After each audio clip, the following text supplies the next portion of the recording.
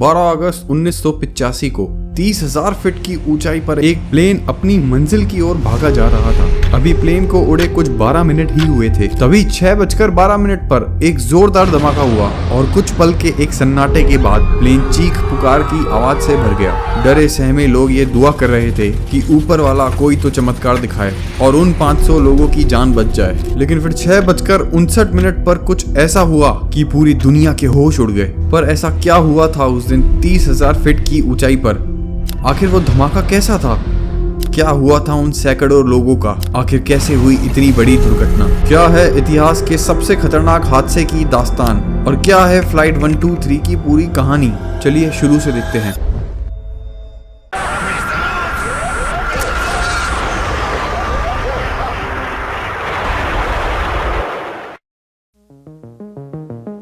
ये कहानी है जापान एयरलाइंस के JA8119 नाम से रजिस्टर्ड एक बोइंग 747 विमान की, जो 2 अगस्त 1985 से पहले लगभग 18,000 बार उड़ान भर चुका था। उस दिन भी जापान एयरलाइंस फ्लाइट 123 जापान से ओसाका जाने की तैयारी कर रहा था। प्लेन का फ्यूल और पार्ट्स सब कुछ चेक किया जाता है और सब ठीक होने पर इसे उड़ान के लिए परफेक्ट करार कर दिया जाता है, जिसके बाद प्लेन में एक एक करके 509 पैसेंजर सवार होते हैं। दरअसल जापान में हर साल अगस्त के महीने में ओबोन नाम का एक फेस्टिवल सेलिब्रेट किया जाता है। जापानीज इसे अपने पूर्वजों की याद में मनाते हैं। फेस्टिवल के कारण जापान में छुट्टियां थी, इसीलिए 12 अगस्त को फ्लाइट 123 में बैठने वाले ज्यादातर पैसेंजर अपने होम टाउन छुट्टियां बिताने के लिए जा रहे थे। लेकिन कौन जानता था कि उनका ये सफर कभी पूरा नहीं होने वाला था। प्लेन की कमान 39 वर्षीय फर्स्ट ऑफिसर युटाका ससाकी के हाथ में थी। पिछले 6 सालों में 4000 से ज्यादा का फ्लाइंग एक्सपीरियंस ले चुके युटाका ससाकी के लिए ये उड़ान काफी जरूरी होने वाली थी, क्योंकि इस उड़ान के बाद उन्हें ऑफिशियली बोइंग 747 का कैप्टन बनाया जाना था। युटाका ससाकी पर नजर रखने और उन्हें सपोर्ट करने के लिए पास ही 49 वर्षीय कैप्टन मासामी टाकाहामा भी बैठे हुए थे, जबकि इन दोनों कैप्टन के पीछे थे 46 साल के फ्लाइट इंजीनियर हिरोशी फुकुदा। 12 अगस्त को ओसाका के लिए उड़ान भरने से पहले फ्लाइट 123 2 उड़ानें और भर चुका था और दोनों बार हिरोशी फुकुदा ही टेक्नीशियन का काम संभाल रहे थे। सब कुछ ठीक चल रहा था। थोड़ा मजाक, थोड़ी हंसी ठिठोली के बीच आखिरकार शाम के 6:12 पर फ्लाइट 123 जापान के टोक्यो इंटरनेशनल एयरपोर्ट से ओसाका के लिए टेक ऑफ करती है। टोक्यो से ओसाका पहुंचने में महज 1 घंटे का समय लगने वाला था। इसीलिए टेक ऑफ के बाद जैसे ही प्लेन 24,000 फीट की ऑल्टीट्यूड पर पहुंचता है, वैसे ही कैप्टन लैंडिंग का प्रोसेस शुरू कर देते हैं। साथ ही रूट को बदलते हुए समुद्र के ऊपर से जाने का प्लान करते हैं। दरअसल उस दिन जापान के ज्यादातर हिस्सों में तेज हवाओं के साथ आंधी और बारिश का अनुमान लगाया गया था और पायलट नहीं चाहते थे कि कोई भी तूफान उनका रास्ता रोके। प्लेन का टेक ऑफ हुए अभी महज 12 ही मिनट हुए थे कि अचानक 6:24 पर 30,000 फुट की ऊंचाई पर एक जोरदार धमाके ने प्लेन में सवार सारे यात्रियों सहित पायलट्स की भी धड़कनें बढ़ा दी। ये धमाका प्लेन के पिछले हिस्से में हुआ था, जिस वजह से प्लेन का रडर, APU और एलिवेटर सहित प्लेन के कई जरूरी पार्ट टूटकर अलग हो गए थे और देखते ही देखते कैबिन में रखा छोटा बड़ा सामान आसमान में कहीं गुम हो गया। लेकिन ये धमाका हुआ क्यों? तो उसका कारण है हवा का प्रेशर। दरअसल जब भी कोई प्लेन की ऊंचाई बढ़ाता है तो ऊंचाई पर हवा पतली होने की वजह से प्लेन के बाहर की हवा का प्रेशर कम हो जाता है। इसीलिए ऊंचाई पर प्लेन के अंदर इंजन से हवा भरी जाती है ताकि पैसेंजर्स आसानी से सांस ले सके। लेकिन ये हवा प्लेन के ढांचे पर अंदर से बाहर की तरफ प्रेशर डालती है, जिसे प्लेन का प्रेशर बल्क हेड मजबूती के साथ बर्दाश्त करता है। फ्लाइट 123 में सवार हिरोशी फुकुदा भी प्लेन के ऊपर जाने पर प्रेशर रिलीज करते हैं, लेकिन प्रेशर बल्क हेड इसे झेल नहीं पाता और प्लेन के पिछले हिस्से में एक जोरदार धमाके से सब कुछ बदल जाता है। प्लेन के अंदर ऑक्सीजन लेवल कम होने पर सभी पैसेंजर्स को मास्क लगाने और सीट बेल्ट लगाने के लिए कहा जाता है, लेकिन खौफ हर किसी के चेहरे पर साफ साफ दिखाई दे रहा था। पैसेंजर समझ चुके थे कि शायद वो अपनों की शक्ल अब दोबारा कभी नहीं देख पाएंगे। इधर कॉकपिट में पायलट्स ने सिचुएशंस को काबू करने के लिए तुरंत ट्रांसपॉन्डर पे 7700 का स्ट्रेस सिग्नल ट्रांसमिट कर दिया। एयर ट्रैफिक कंट्रोलर के पास जैसे ही ये सिग्नल पहुंचा, वहां बैठे कर्मचारियों के हाथ पैर फूल गए। दरअसल 7700 स्ट्रेस सिग्नल आसपास उड़ रहे सभी प्लेन और ATC टावर को ये बताने के लिए दिया जाता है कि प्लेन में कोई बहुत बड़ी मुसीबत आन पड़ी है। प्लेन में बैठे पायलट ने फौरन फर्स्ट ऑफिसर को प्लेन वापस टोक्यो ले जाने को कहा और फर्स्ट ऑफिसर ने जैसे ही प्लेन राइट साइड की तरफ घुमाया, हालात और ज्यादा बदतर हो गए। प्लेन अब पूरी तरह से काबू से बाहर था। पायलट उसे कंट्रोल करने की कोशिश करते हैं, लेकिन फ्लाइट 123 अब पूरी तरह से एक ही तरफ झुक चुकी थी, मानो प्लेन का हर सिस्टम फेल हो चुका हो। इतने में इंजीनियर की नजर हाइड्रोलिक सिस्टम पर जाती है, जो सभी एक एक कर 0 की तरफ इशारा कर रहे थे, यानी अब प्लेन के सभी हाइड्रोलिक सिस्टम भी फेल हो चुके थे। किसी भी प्लेन में हाइड्रोलिक सिस्टम का फेल होना मतलब कि अब प्लेन आउट ऑफ कंट्रोल हो चुका है। 509 यात्रियों के माथे पर डर की लकीर साफ नजर आ रही थी, और ये डर था मौत का, क्योंकि प्लेन कभी दाएं तो कभी बाएं आसमान में किसी पक्षी की तरह लहरा रहा था और तेजी से एक भयानक अंजाम की तरफ बढ़ रहा था। वहीं दोनों पायलट पूरी कोशिश कर रहे थे, लेकिन अब कुछ नहीं हो सकता था, क्योंकि प्लेन का एलिवेटर भी फेल हो चुका था, जिस कारण से प्लेन कभी तेजी से नीचे तो कभी ऊपर जा रहा था। लेकिन फिर भी पायलट्स प्लेन के इंजन थ्रस्ट को कम ज्यादा करते हुए उसे बैलेंस करने की कोशिश कर रहे थे। इधर एटीसी लगातार पायलट से परेशानी जानने के लिए कॉल कर रहा था, लेकिन पायलट्स कोई जवाब देने की जगह प्लेन को कंट्रोल करने की कोशिश कर रहे थे।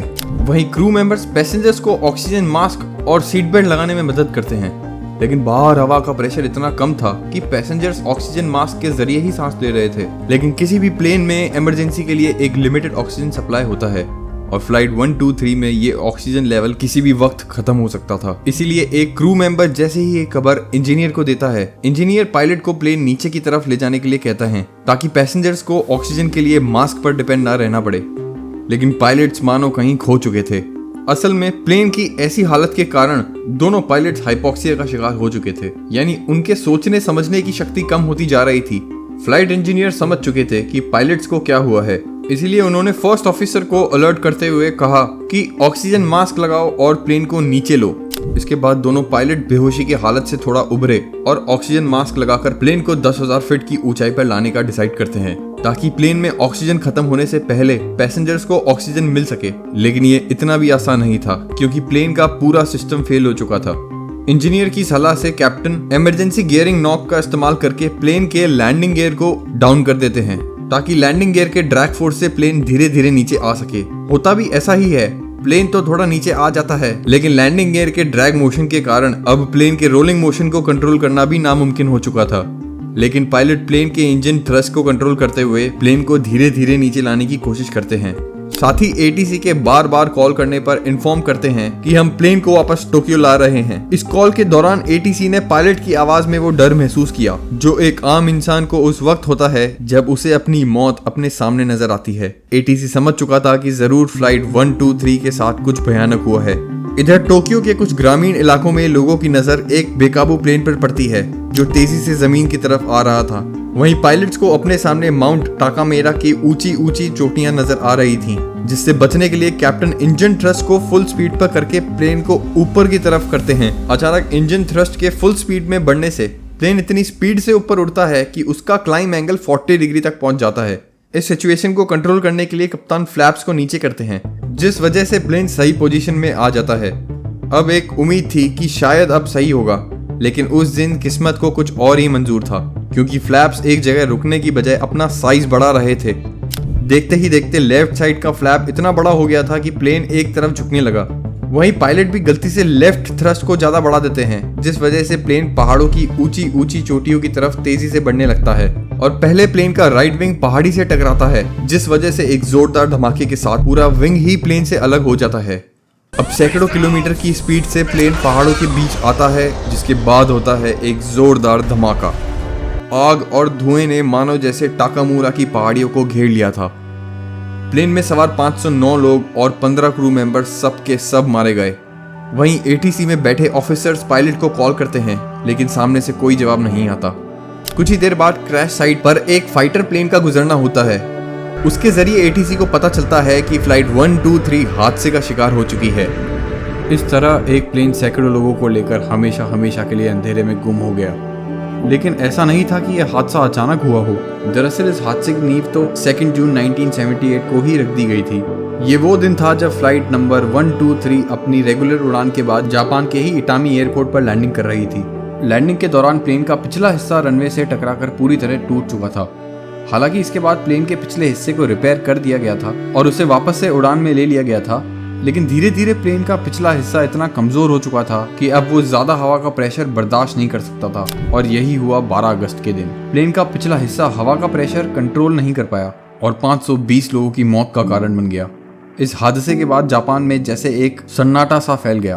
किसी ने अपना भाई खोया तो किसी ने पूरा का पूरा परिवार। लेकिन इनमें से कुछ लोगों को बचाया जा सकता था, पर ऐसा एटीसी के कारण नहीं हो सका। दरअसल जिस जगह ये एक्सीडेंट हुआ वहीं पास में यूएस बेस कैंप था और धमाके की आवाज सुन के ही वो फाइटर प्लेन यहाँ आया था। लेकिन ये जापान का नहीं था बल्कि यूएस आर्मी का फाइटर प्लेन था। लेकिन फिर भी वो मदद करने के लिए तैयार था और प्लेन के पायलट ने एटीसी को मदद करने के लिए भी कहा था। वो तुरंत ही रेस्क्यू ऑपरेशन शुरू करना चाहते थे और उनके रेस्क्यू हेलीकॉप्टर्स भी तैयार थे। लेकिन एटीसी ने उन्हें ये कहकर वापस कर दिया कि आप हमारे मामले में दखलंदाजी मत दीजिए। इसके कुछ मिनट बाद एटीसी की तरफ से रेस्क्यू के लिए पहले हेलीकॉप्टर को वहां भेजा गया, जो करीब 20 मिनट तक उस जगह को तलाशता रहा जहां हादसा हुआ था। लेकिन उन्हें जगह मिली ही नहीं, इसलिए यह हेलीकॉप्टर वहां से वापस चला गया। पूरी रात गुजर गई लेकिन टोक्यो एटीसी ने वहां कोई भी रेस्क्यू टीम नहीं भेजी। वो सुबह का इंतजार कर रहे थे और ये उनकी सबसे बड़ी गलती थी। अगली सुबह पूरे 14 घंटे के बाद जब टोक्यो एटीसी के रेस्क्यू हेलीकॉप्टर्स वहां पहुंचे तो अपने सामने मौत का एक ऐसा भयानक मंजर देखा कि उनके पैरों तले जमीन खिसक गई। चारों तरफ प्लेन का मलबा बिखरा हुआ था, लोगों की लाशें बिखरी पड़ी थी। इसी बीच कुछ लोगों के दर्द में कराने की आवाज आई और जब आसपास देखा गया तो पता चला कि 4 लोग बुरी तरह से घायल हैं लेकिन अभी भी जिंदा हैं। उन्हें फौरन ही हॉस्पिटल भेजा गया। लेकिन इस वक्त टोक्यो एटीसी को एहसास हुआ कि उन्होंने कितनी बड़ी गलती कर दी। अगर रात को ही रेस्क्यू ऑपरेशन शुरू कर दिया होता तो शायद कुछ और लोगों की जान भी बचाई जा सकती थी। लेकिन अब कुछ नहीं हो सकता था। मेंटेनेंस टीम और एटीसी की लापरवाही की वजह से सैकड़ों लोग मारे गए। ये अब तक की सबसे दर्दनाक प्लेन दुर्घटना है जिसने एक साथ 500 से ज्यादा लोगों को मौत की नींद सुला दिया। दोस्तों, आपको क्या लगता है, क्या इस हादसे को टाला जा सकता था? अपनी राय कमेंट करके जरूर बताएं। शुक्रिया।